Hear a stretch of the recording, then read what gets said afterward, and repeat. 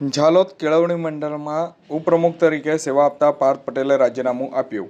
આ તારીખ 6/5/2026 બુધવારના રોજ બપોરે 12 કલાક સુધીમાં મળતી માહિતી અનુસાર મંડળના ઉપપ્રમુખ તરીકે સેવા આપી રહેલા પાર્થ કિરણભાઈ પટેલે પોતાના પદ પરથી રાજીનામું આપી દેતા શૈક્ષણિક અને સ્થાનિક વર્તુળોમાં ચર્ચાનો માહોલ જોવા મળ્યો હતો. મળતી માહિતી મુજબ તેઓ વર્ષ 2024-25ની ચૂંટણીમાં નોંધપાત્ર બહુમતી સાથે વિજેતા બન્યા હતા. ત્યારબાદ તેઓને ઉપપ્રમુખ તરીકેની જવાબદારી સંભાળી હતી.